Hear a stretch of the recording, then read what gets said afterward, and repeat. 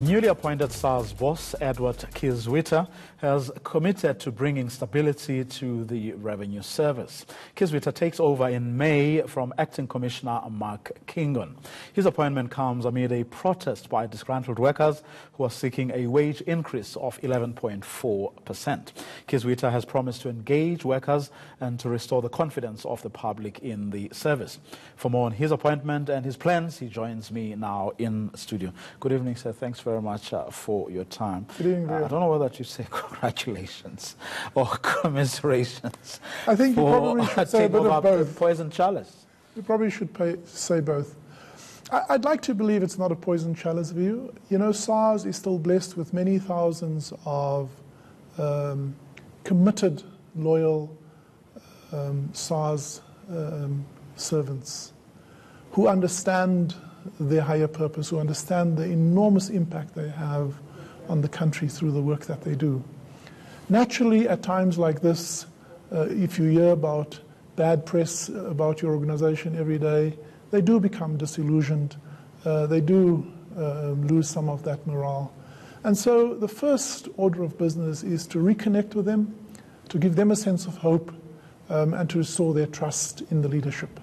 And then secondly, to speak to the broader South Africa, because when the organization has suffered some of the unfortunate experiences of the last few years, then the other thing that is eroded is also the public confidence and trust.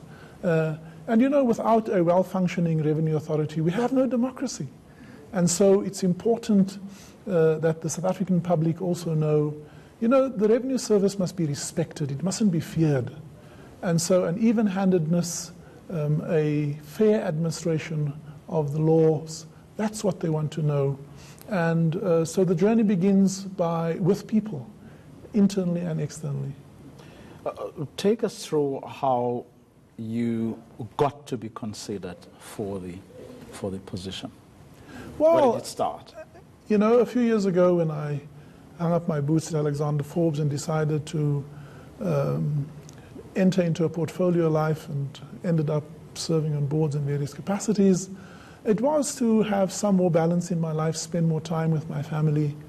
And then you watch also how sadly our young country has struggled over the last decade. And then our president comes in, President Ramaphosa, and he makes a genuine appeal to all South Africans, the Tumamina call. And then, you know, my wife and I had a conversation, and she asked me, what will you do if you are called? And I said, you know, it'll be hard to say no. We cannot... Why did she think you would be called? Or at least among the people who could be called? Well, I think given my experience, given my background, I always thought that I would be one of those considered for the role. And so the conversation started first informally, and then when the process started and I was invited for the interview, then seriously knew that this may end up in the appointment. Who informally approached you? No, I wasn't informally approached by anyone. I think one has various conversations. You raised your hand? But it's about raising my hand and said, I will respond to the call.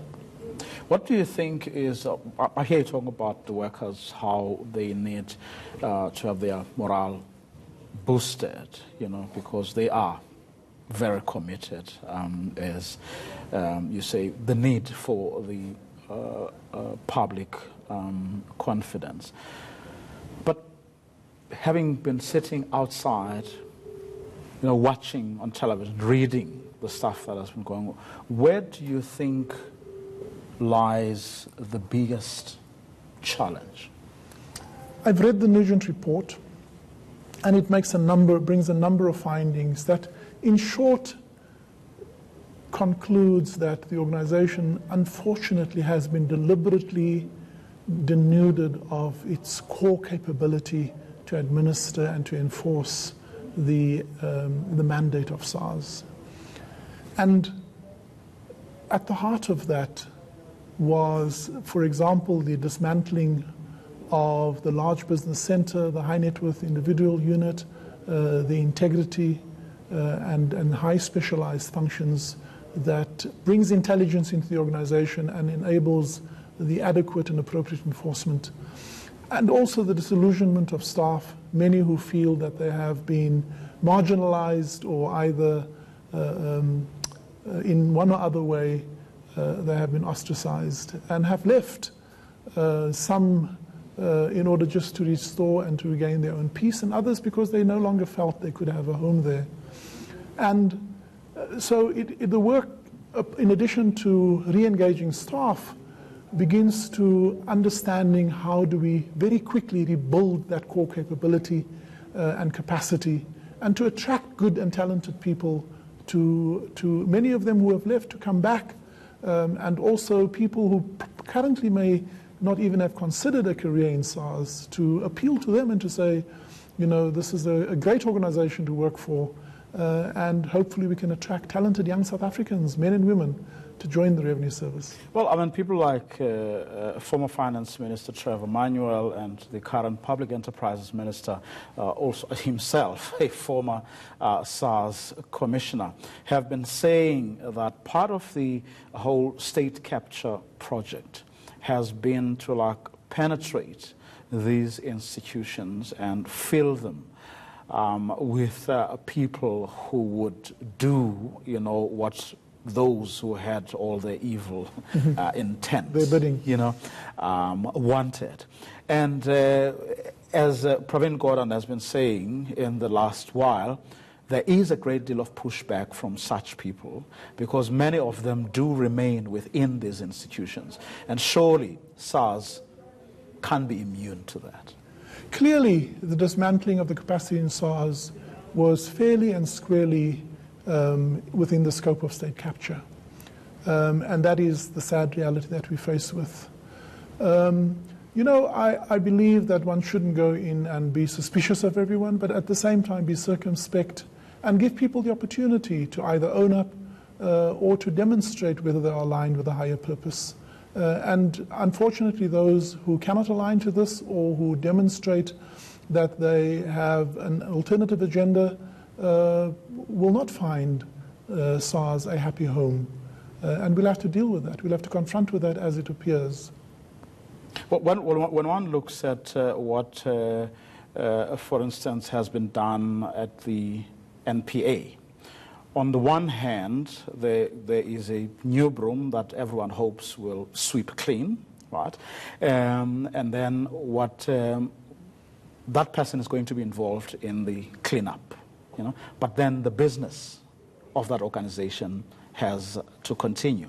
But at the same time, to restore people's confidence, you have to have some big wins here and now, immediately. Is there such an arrangement that is being contemplated? At the NPA, you have this unit that is now being set up, which will look at the big cases. And one of the things it is hoped is that that unit will begin to, show the people of South Africa what that organization is actually capable of, minus the rot that was allowed to set in over the years. Any thoughts about how you could do that? Allow the organization to function, keep the people who are there loyal and committed, but on the other hand, quickly root out the bad apples, so to speak. For SARS to be effective, it needs the capability, and this is sophisticated, intelligent capability, to research and to be plugged into the economy, to understand what's going on, to uncover delinquent taxpayers, to risk profile every single taxpayer. And that will be an important restoration to ensure that SARS has the capability to do this investigative work and to do this research work. Mark Kingon, the current acting commissioner, have already begun to do this, and we will continue to build on that and accelerate that. The capability within the Large Business Center, which, by the way, was a capability that was established in line with the compliance theory that we have, which says, all of these taxpayers, most taxpayers are honest and want to fulfill their obligation, and so create a capability to serve them well, to help make them aware of the obligation, but also, when, if required, to administer the enforcement capability within SARS.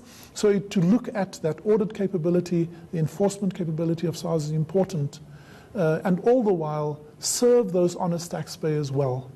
Very important is to restore and recover the revenue trend, which sadly has declined over the last number of years. And there we make the appeal to all South Africans to pay their taxes, but also to make it clear that those who have used this period of slackness to try and dodge and to manage their affairs in ways that is not in line with their legal obligation, we will place a huge spotlight on that, and where corporate or individual taxpayers have lapsed in that obligation, they will feel the full might of the mandate that SARS has. So thank you very much for coming through, and best of luck. Thank you, Rio. That was the incoming SARS Commissioner, Edward Kieswetter.